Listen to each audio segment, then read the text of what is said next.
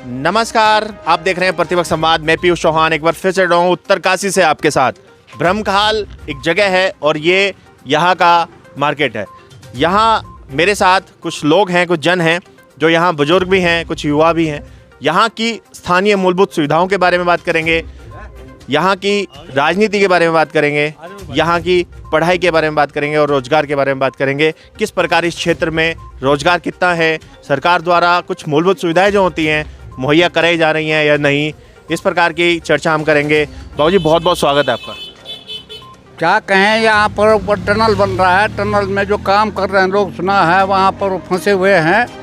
आज तो 7 दिन हो गए हैं लगभग। अब 7 दिन से जो है वहाँ पर यही चर्चाएं हैं कि मतलब वो कर रहे हैं वहाँ पर, क्या है वो ना जी निकालने की कोशिश कर रहे हैं उनको जी, लेकिन वो सफलता उनको नहीं मिल पा रही है। बाबू जी, जिस प्रकार टनल भी बनाई जा रही है और पहाड़ों को काट करके रोड चौड़ीकरण का कार्य भी हो रहा है, तो कहीं ना कहीं अगर ये जो यहाँ पर पहाड़ है या जैसे टनल को बनाया जा रहा है, कुल मिलाकर ये जिस प्रकार की कटिंग हो रही है, संवेदनशील है। वैसे हमारा जो ये उत्तराखंड है, यहाँ पहाड़ी इलाका है ना, ज़्यादा मतलब ये है कि संवेदनशील है। यहाँ पर ये टनल जो है जैसे बना रहे हैं तो वहाँ पर सफ़ेद मिट्टी निकलती है जी, और ऊपर पानी का धारा भी है, ऊपर से निकलता है, सुना है जी।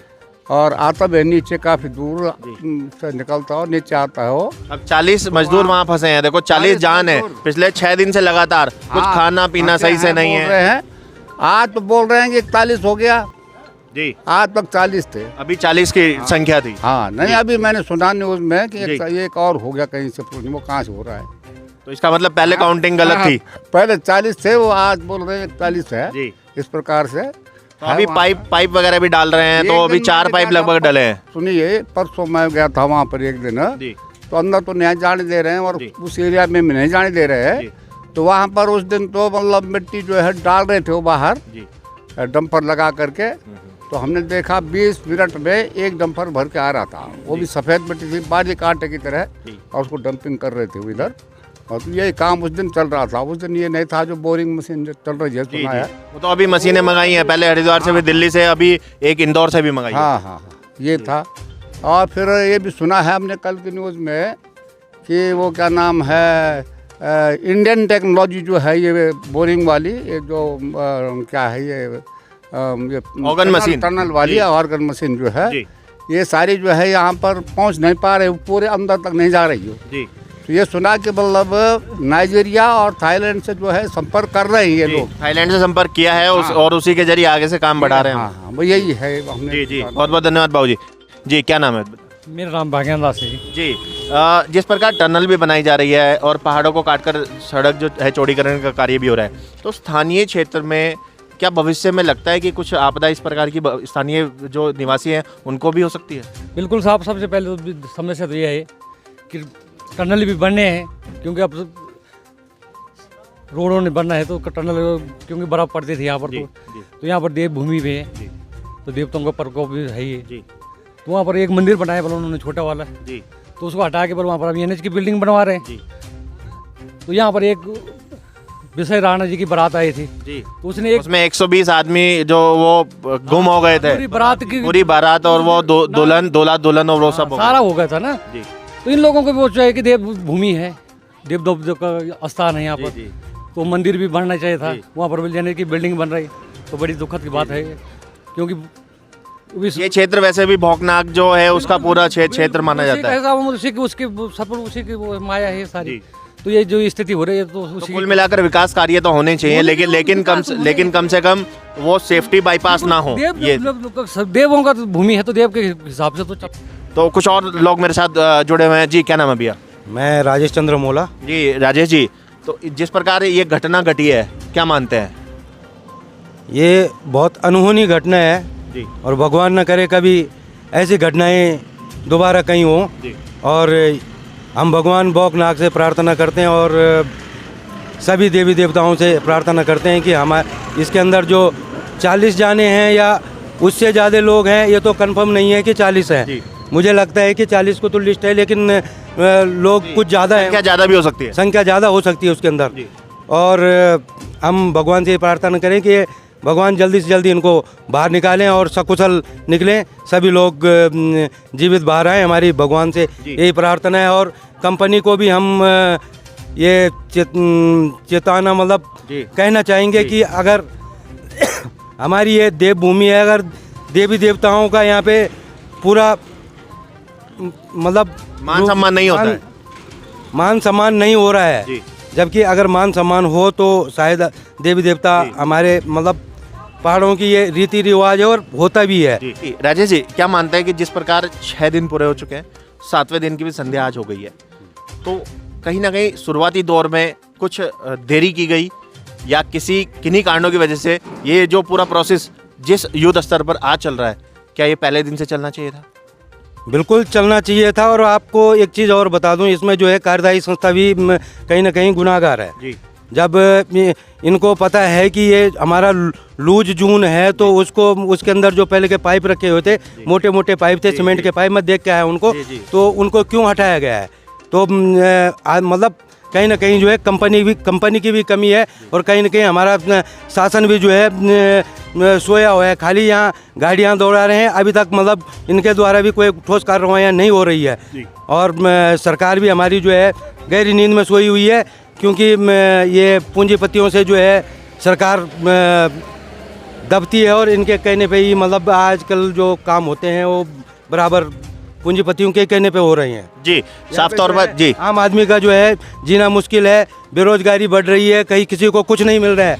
मैं यहीं पे बात करूं, मैं बाज़ार की बात करता हूं, मैं यहाँ पे व्यापार मंडल अध्यक्ष हूँ। यहाँ पे हमारी सबसे बड़ी कमी है, हमारे पास कूड़ा डालने के लिए जगह नहीं है। हम शासन प्रशासन से डेली जो है बोल के थक गए, लेकिन कोई सुनने के लिए तैयार नहीं है। और हमारे जो है बाज़ार में गंदगी पड़ी हुई है, कहीं कूड़ा पड़ा हुआ है तो लोग बोलते हैं मेरी दुकान में पड़ गया। जब हर जगह गंदगी हो रही है, कूड़ा डालने के लिए जगह नहीं है, शासन सोया हुआ है, सुनने के लिए बिल्कुल भी तैयार नहीं है। हमारे इतने बड़े बाज़ार में कहीं जो है शौचालय के लिए जगह नहीं है। हमने कई बार एप्लीकेशन दौड़ा रहे हैं, कई बोल रहे हैं, लेकिन कहीं पे सरकार शासन इनका कहना है कि जी हमें जगह बताओ, तो जगह हम इनको कहाँ बता के दें? हम अपनी जगह तो हमारे पास है नहीं जो हम बता दें कि हमारी जगह पे बनाओ। जगह देने का काम भी तो सरकार का है, तभी जो है बनेगा। अब जब इन्होंने रोड बनाई है तो इसके साथ जो व्यवस्था भी तो होनी चाहिए। जी नहीं, यहाँ पर ग्राम समाज की कोई ऐसी जमीन नहीं है कि जिसमें इस तरीके का कोई डंप हाउस या कुछ ऐसा बनाया जाए जिससे कूड़े की व्यवस्था वहाँ करी जाए? जगह तो है लेकिन उपलब्ध नहीं हो पा रही है। सरकारी जगह हैं, अभी तो दुनिया भर की जगह हैं, लेकिन ये काम करवाना तो चाहें, किसी चीज़ की समस्या तो ख़त्म करवाना चाहें ये मतलब। और मैं एक कंपनी की भी बात करूं, ये कार्यदायी रानी कंपनी है, इसने आज तक जितने भी डंपिंग क्षेत्र में बनाए हैं, आने वाले टाइम पे जो है हमारे क्षेत्र को जो है आपदा का जो है दुख झेलना पड़ेगा, क्योंकि जब ये डंपिंग टूटेगी बहेगी तो पूरी मतलब हमारी ज़मीनों का नाश होगा। क्योंकि आज की डेट में जो डंपिंगें बनाई गई है, कहीं कोई सुरक्षा व्यवस्था नहीं है। यहीं पे हमारे नज़दीक की कुनवाड़ा खड्ड में डंपिंग है, जिसमें ऊपर की साइड तो पानी इकट्ठा होकर झील बन गया है और नीचे की साइड से कोई मतलब उसके रोकथाम नहीं है। वो जब किसी टाइम, अब देखो पहाड़ में कभी भी कहीं भी कोई घटना हो सकती है, तो वहाँ जब किसी समय उठेगा तो पूरा मतलब ये मान के चलो यहाँ से हमारे द्रासू तक जो है पूरा क्षेत्र गार्ड खत्म कर देगी जब वो उठेगा। कम मिट्टी थोड़ी भरी हुई है यहाँ, टंडल की डंपिंग है यहाँ है, रानी कंस्ट्रक्शन की डंपिंग है और ऐसे डंपिंग है जिनका कोई मतलब औचित्य नहीं है, कहीं जो है इनकी कोई सुरक्षा नहीं है। ला रहे हैं, डाल रहे हैं और चल रहे हैं। तो कुल मिलाकर विकास के नाम पर यहाँ के जो वासी हैं, स्थानीय निवासियों को ठगा जा रहा है, क्योंकि भविष्य में भी किसी प्रकार की कोई भी घटना घट सकती है। जिस प्रकार अभी व्यापार मंडल के अध्यक्ष हमारे साथ जुड़े हुए थे, इन्होंने बताया कि यहाँ पर डंपिंग जो बनाई हुई है वो कहीं ना कहीं भविष्य के लिए खतरा हो सकती है। तो इस सरकार को भी चेताया उन्होंने कि अगर इस प्रकार के कार्य इस क्षेत्र में होंगे तो कहीं ना कहीं इन लोगों को भी भविष्य में चुनाव के समय सोचना पड़ेगा। प्रतिपक्ष संवाद के लिए पीयूष चौहान, जल्द जुड़ूंगा दोबारा, धन्यवाद। क्या नाम है भैया? सत्येंद्र रावत। सत्येंद्र जी, रावत जी, जिस प्रकार ये कार्य चल रहा है, देखिए विकास तो होना लाजमी होता है क्षेत्र में। अगर आपको मूलभूत सुविधाएं अगर चाहिए होती है तो विकास चाहिए होता है, लेकिन विकास तब अच्छा लगता है जब साथ में विनाश ना जुड़ा हुआ हो। देखो, विकास से पहले विनाश तो होता ही है, क्योंकि विकास को करने के लिए पहले किसी भी चीज़ को मानो मकान बनाते हैं, पहले ज़मीन को रदोबदल करना पड़ता है। लेकिन उसके साथ साथ क्या है, हम देवभूमि के लोग हैं, देवभूमि उत्तराखंड के लोग हैं और हमारे यहाँ देवताओं को माना जाता है। हम पहले भी अवगत करा चुके हैं यहाँ के, अभी 5 तो यहाँ पीएम बदल गए, अभी 4 साल में 5 पीएम बदल चुके हैं। कंपनी का तंत्र पता नहीं कहाँ पीएम मतलब प्रोजेक्ट मैनेजर जो है 5 बदल चुके हैं यहाँ पे, और साल 5 पूरे नहीं हुए मेरे देखने में।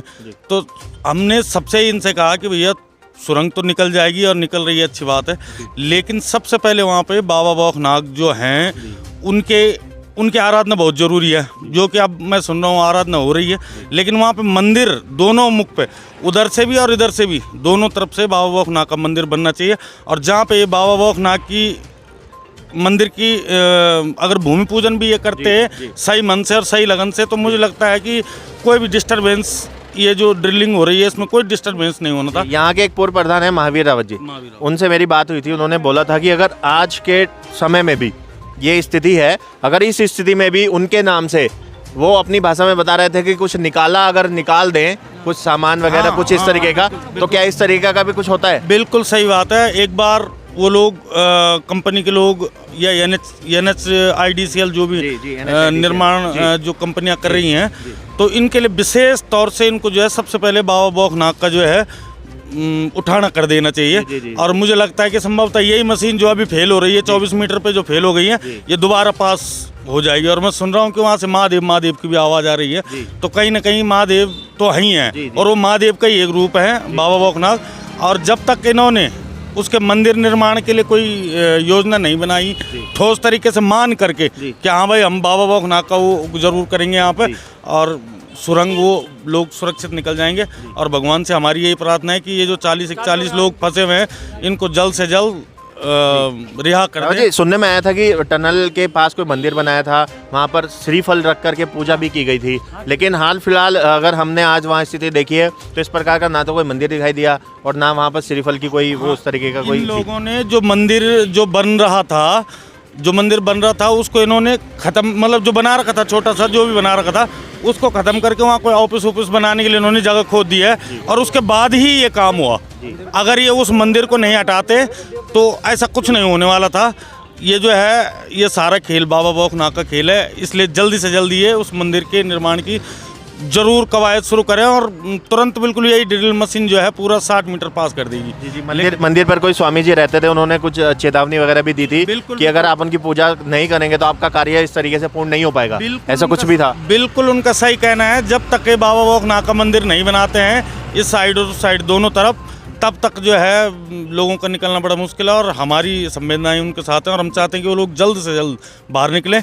इसके लिए चाहे सरकार को, प्रशासन को, शासन को, कंपनी को, किसी को भी जिस हद तक कुछ करना पड़ता है, लेकिन कुछ करने की ज़रूरत नहीं है मेरे हिसाब से। तो केवल बाबा बौखनाग के मंदिर के सच्चे मन से वो मैंने सुना कि पीएम बोल रहा है कि हम नहीं मानते भगवान, तो वो बिल्कुल गलत बात है। वो बाबा बौखनाग को माने और उसके मंदिर स्थापना के लिए केवल भूमि पूजन कर दें अपने सच्चे मन से, और ये इसी ड्रिल मशीन से जो है ये सही हो जाएगी। जो ऑगर मशीन आई है इसी से काम इनका सही हो जाएगा जी। तो साफ तौर पर रावत जी का कहना है कि जिस प्रकार देवभूमि उत्तराखंड, यहाँ देवों का वास है, अगर देवताओं को ही आप दरकिनार करेंगे, अगर उनकी ही पूजा नहीं करेंगे, तो कहीं ना कहीं इस प्रकार की कठिनाइयाँ, इस प्रकार के जो त्रासदी है, जो आपदा है, उनका सामना भविष्य में भी करना पड़ सकता है।